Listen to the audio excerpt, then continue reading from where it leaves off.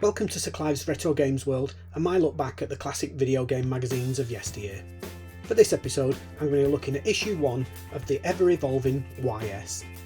YS started life as the bi-monthly Your Spectrum. By issue 3 it already got its first name change to Your Spectrum and QL User. But just like the QL itself, that didn't last long, and by issue 8 the QL branding was dropped, and we reverted back to Your Spectrum and its original tagline of Bite High, No Limit. Just over a year later and a new rebrand was thrust upon us, as Your Spectrum was relaunched as Your Sinclair. The name change was slightly odd, as Your Spectrum actually covered other Sinclair machines, so would have suited the Your Sinclair name. But Your Sinclair was pretty much exclusively Spectrum, so Your Spectrum would have made more sense. But that's all 21 issues in the future, and today we're going back to January 1984, a month when Brunei agreed independence from Britain, the FTSE 100 share index launched, Van Halen released their album 1984 featuring the mega hit Jump, Michael Jackson got a burnt bonds when a Pepsi commercial went wrong, and Apple launched its Macintosh computer with its infamous Big Brother commercial. But more important than all that for the growing hordes of ZX Spectrum enthusiasts was the launch of the second of Spectrum's holy trinity of magazines. Sinclair User had been around for about 18 months by this point without any serious competition, but 1984 would change all that, as Your Spectrum hit the shelves in January and was followed in February by Crash. The landscape was changing. Your Spectrum was a middle ground between the serious and stuffy Sinclair User and the youth-orientated and games-focused Crash. So let's grab YS issue 1 and take a journey back to a simpler time. It may be of its time, but as an exciting new magazine, the cover isn't exactly screaming by me. With the wistful lady daydreaming about Dallas while she's being ignored by a Spectrum-loving other half, it's hitting all the stereotypes too. The call-out boxes are also decidedly unenticing. Hints for hooking up a new keyboard, a chess tournament, and machine code and compilers. Riveting. One thing that might be of interest is the free Arctic computing token worth £4.95. Flipping to the back cover shows 4 of the latest Arctic games, and 2 of them, I'm in Shock and Earth Defense, are only priced at £4.95, and who doesn't like a free game? More on that token later. The contents page for this issue suggests that we'll be getting game reviews from the sardonic Ron Smith, feature on Spectrum books, a look at the Curra microspeech, the aforementioned chess tournament, and information on adjustable joysticks. We also have Frontlines, which is basically the news and gossip, programming tutorials and challenges, typing listings, info on linking your Spectrum to a local or external network, and an interview with Cyan boss David Potter. We'll cover a lot of these as we go through the mag, but as this channel is primarily games focused, we will of course be playing 4 games from those reviewed to see if I agree with the YS scores. Those games are as usual the first, last, best and worst of the issue, and we'll get to them a little later. First up in the magazine, Your Spectrum sets out its stall with a mission statement of sorts, headed "What are we here for?" There are magazines and there are magazines, it proudly states, and the times they are a-changing. As yesterday's newcomer aspires to be today's Spectrum literate, Your Spectrum evolved with them in mind. A magazine for those eager to step beyond the basics, for those who enjoy testing and stretching themselves. And with a Douglas Adams tip of the hat, they state for the record that although this may sound a bit vogue in comparison to other mags, it's because YS is on a new interstellar highway, one that doesn't stretch logic to the point of boredom. And if at times the content seems a bit tricky to you, well tough, that's what progress is all about. But despite this authoritarian standpoint, they say don't give up, as they're in business to broaden your computing spectrum. Your Spectrum will be many things to many people, a forum for ideas, an open door for those who do to explain how they did, and a place to share your enthusiasm with others. Your Spectrum is about your Spectrum. Keep in touch and accept no substitutes. Which is all very lofty and noble, but I can't help but notice that there was no mention of fun in any of that. Frontlines bring us all the news that's fit to print in Speccyland, such as Ilinka's new ZX tape loader, a £15 device that sits between the Spectrum and the cassette deck, filtering out bad noise from the signal. It can work for both saving and loading. PH Scientific Products has a nifty new Spectrum desk tidy that can hold your computer, printer, transformer and even a 14-inch portable TV. and there are problems with the new Issue 3 Spectrums, where the ULA is causing incompatibility with some software. But better news for Sir Clive is the launch of the Sinclair Mini Flat Screen TV, though once again production delays are keeping the product out of the hands of customers. But surely the biggest news is the first inklings of a new computer from Sinclair. Dubbed by some as the ZX84, it's said to have both Z80 and 68000 processors and 2 built-in microdrives. It's also reported to be the first Sinclair computer with a real keyboard. Frontlines is also home to a couple of DIY projects for readers to get their teeth into. Project 1 has you correcting a line plotting program and asks you to send in your bug fix suggestions via the post. Debug It is a similar exercise, but here you must find 10 errors in the given program to win a prize. The first 10 correct entries win £25 of credit from the Spectrum chain of dealers. Machine Code Breakout is a machine code exercise where Tony Baker teaches us how to implement a reset function to save you from the hell of a machine code infinite loop. We then get a look at some Spectrum compilers, but much more interesting is this advert where Micro Mighty introduce us to their new model. No, not the nudie girl giving you the eye, the new Micro Mighty 60 modem. Well, it was the 80s. Tony Baker then returns as she introduces us to machine code routines for horizontal scrolling. And we get a long and very dry introduction to speech analysis and synthesis, before taking a look at the new Curra Computer Components microspeech unit. Described as the size of 2 packets of Swan Vestas stuck together on the striking edges, we're told that the microspeech directs the sound from the internal speaker to the TV, and that it works on the basis of allophones rather than phonemes or libraries of known words, and to be honest, I started to lose it a little from then on, as the author described in detail what's probably best left in the manual. Though there was a nice little program that turns your Spectrum into a New York mobster when it says, "Okay wise guy, this is it," though probably with a better New York accent than me. And finally, we get some games. But of course not bleepy bloopy shooty shooty games, that'd be far too much fun for the first 40 pages of a Spectrum magazine. Instead, we get a Spectrum vs Spectrum chess tournament featuring 4 leading chess programs and complete with move-by-move analysis of the key games, with the final results crowning Arctic's Spectrum Chess 2 as the official unofficial Your Spectrum Chess Champion of the World 1984, or something. And with that, we reach the real games. First and last are easy to identify, but unfortunately for the format, the first 2 issues of Your Spectrum don't include review scores. But not to be put off, I've trawled through other magazines of the time to find the consensus on each of the 18 reviewed games, and determine that the 4 featured games are as follows. First, Galactic Abductor by Anirog. Best, Manic Miner from Bugbite. Worst, Slapdab by Anirog. And last, Airliner from Protech. So let's take them for a spin and see what we think. Galactic Abductor was released in 1983 by Anirog and coded by Michael Not J. Fox.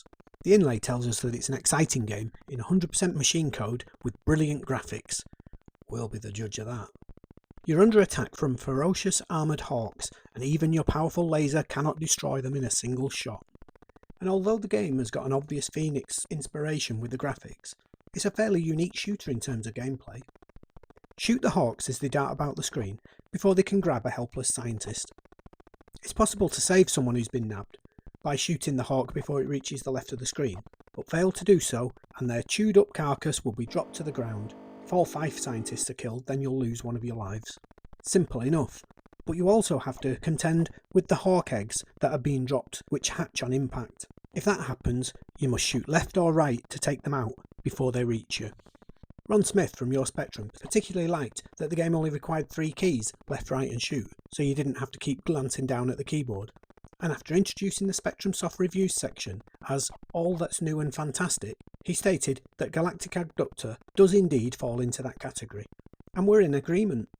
With the air and land attacks, multiple shots to kill the hawks, and the scientists to look after, there's a surprising amount of depth for a simple 16K 1983 shooter. And I enjoyed it for the short time that I played it. So judging it against other 16K releases, I'm going to score Galactic Abductor 7 points. In the best category, Bugaboo the Flea put up a good fight, but there was only one winner: Manic Miner.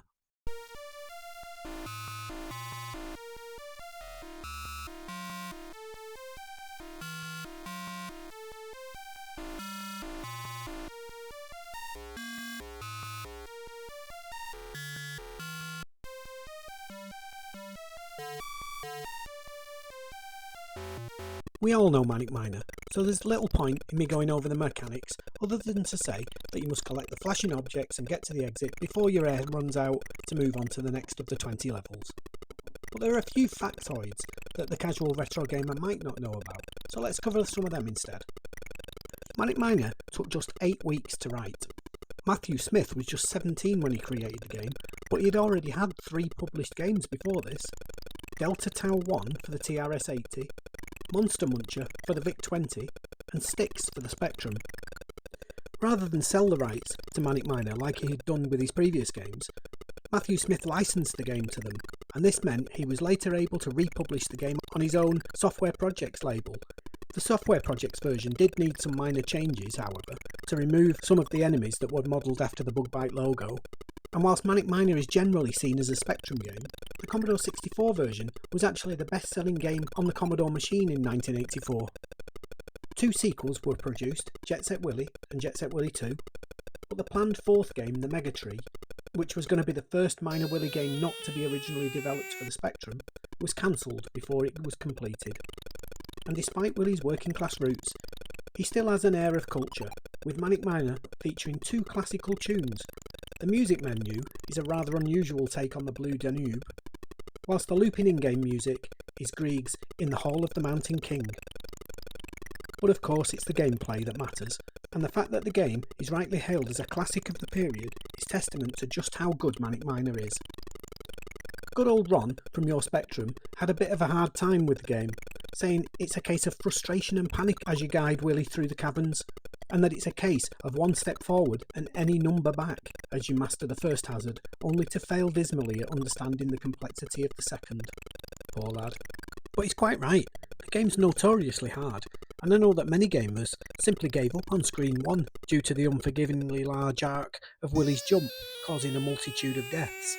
But as with many games that followed, practice really does make perfect, and watching the predetermined and repeated paths that the enemies take will be your path to success. I've personally always preferred the linear, single screen-by-screen nature of games like Chucky Egg and Manic Miner to the exploration of Jet Set Willy and Dynamite Dan, as these are far more geared towards trial and error rather than traipsing backwards and forwards in search of a mystical loo brush or some such bejewelled artefact. So if I had to score the game, which I actually do, I'd wholeheartedly give it a 9 out of 10.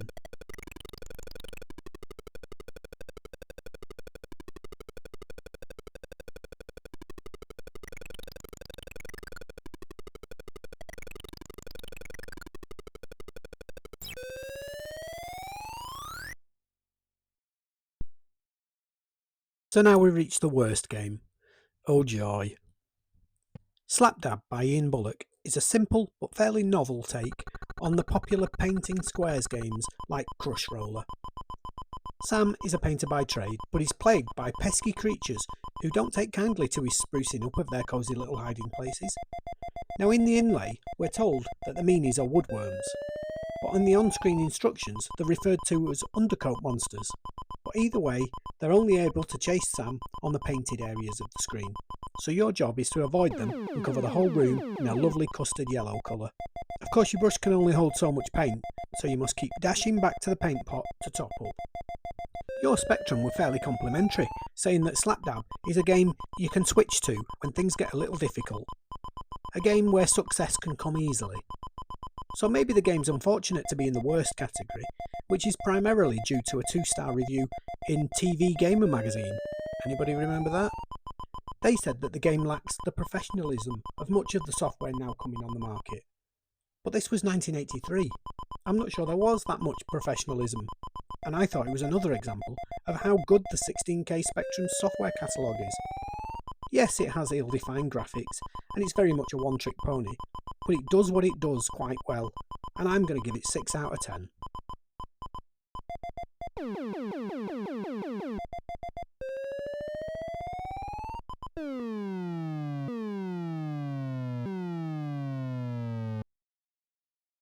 And then we come to the last game from issue 1 of Your Spectrum.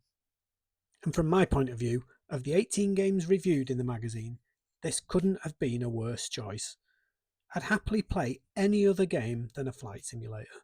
But more than that, it's a 16K flight sim, so has very little in the way of graphics. My enthusiasm couldn't really be much lower. But what's this? It's actually a year-old magazine type-in that's now been sold for $5.95? Awesome. Written by Rod Hopkins and originally called BA111 Simulator, the game first appeared in the December 1982 edition of Your Computer, actually starring on the cover. It was then released in Spain by ABC Soft, and if my historic interest rates and maths skills are correct, for the equivalent of £8.50. A year later, ProTech took it on, added joystick support, and banged it out themselves for $5.95. Nice work if you can get it. A type-in listing sold on twice in 2 different countries at full price. But never mind all that. What's it like? Ron Smith said that the game is a well-written and sophisticated program, but that the lack of a cockpit window view was disappointing, especially when Cyan's flight sim offers this. Though he did concede that Cyan's offering is 48K and this is just 16. And whilst the lack of the cockpit view does hamper the enjoyment, it really is a great feat to get the cockpit, artificial horizon and actual gameplay in just 16K. These graphicless flight sims are nothing new, of course. The ZX81 had plenty, so I'm sure there was a market for this kind of game back then. But for me, over 40 years later, it's hard to feel any real engagement. I did manage to get the plane off the ground. I got my direction sorted to head for the TLA beacon, but there was so little visual, audio or emotional feedback that I might as well have been playing a card game rather than an interactive computer experience. I didn't get to try out landing, because for the life of me, I just couldn't get the altitude to go down, so I just flew straight past and off towards the sun. As a type-in, Airliner is quite extraordinary, but as a full commercial release, it's a very niche product, and one that wouldn't have appealed to me back in the day, never mind after 40 years of video game advancement, and I can therefore only give it 4 out of 10. So that's it for the game reviews from YS issue 1. But there are a few more things I'd like to share with you from this issue. First is that great £5 token offer. Only on reading page 54, we find that the token is only valid if you also buy 2 full price games. Then, after 3 very technical pages on connecting an external keyboard via the rear expansion port, followed by a philosophical look at Spectrum-related books, we reach Player Power, the type-ins section of the mag. First up is an ode to the big man himself, Sir Clive Sinclair, where 2 pages full of mainly data statements gets you this little rolling demo.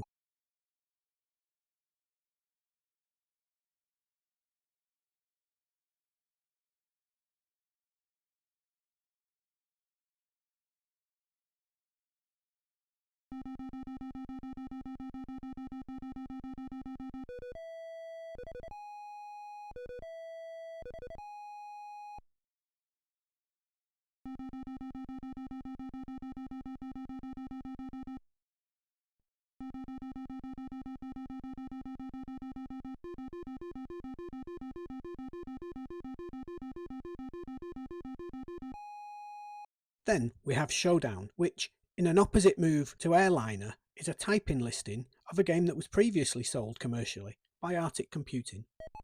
A decent Boot Hill style cowboy game, it features 1 or 2 players and a fairly nice rendition of Ennio Morricone's The Good, the Bad and the Ugly theme. Just be aware that you're the character on the right side of the screen. That caught me out a few times for the first couple of lives.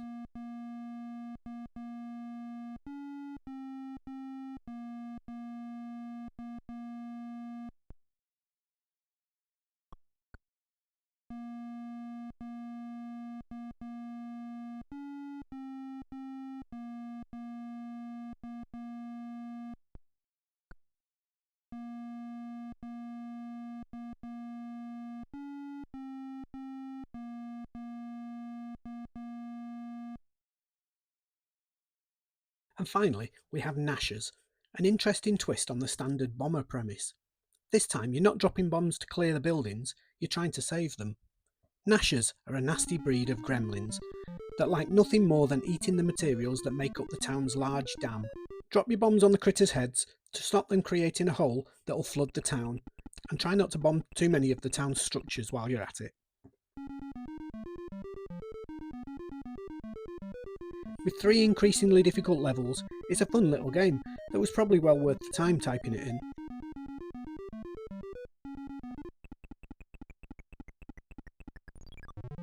With all of the typings giving some explanation of the routines and segments, and all 3 programs being fairly fun and worthy of the effort, Power Play is definitely one of the better segments of the magazine.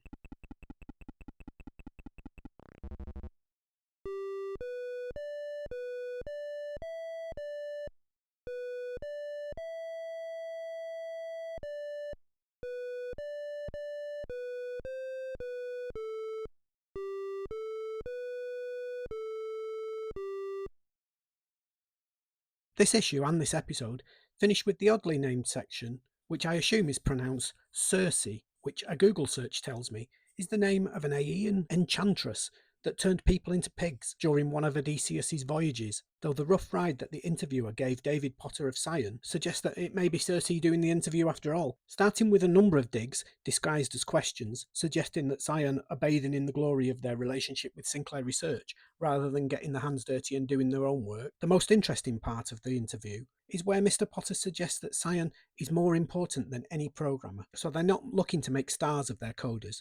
The reputation of Scion comes first, and not any individual, which means programmers are salaried rather than receiving any kind of royalties for their work or retaining ownership. And that's the end of Your Spectrum, Issue 1, a new magazine that feels a little too stuck in the old way and not yet finding its way in the new. As a first edition, it's a strong start for a magazine that in its various guises lasted for over 11 years and 114 issues, 115 if you include the special issue given away in 2004 with issue 9 of Retro Gamer magazine. Having already covered Crash issue 1 previously, the next episode of my magazine reviews will look at the final prong in the Speccy Mag triumvirate, Sinclair user. But I still haven't decided how to do these reviews going forward, so do let me know in the comments if you think they should be A. Sequential, so move on from issue 1 to issue 2, issue 3, etc. Or B. Random, just pick any old issue each time I do a video. Or C. Follow a 13-month cycle. This would mean that, for instance, if issue 1 was in January 1984, the next issue reviewed would be February 85, and then March 86, etc, etc until we hit the end of the magazine's run. And then we go back to February 84, March 85, April 86, etc, etc. All thoughts are welcome. Thanks for sticking with me, and see you soon on Sir Clive's Retro Games World.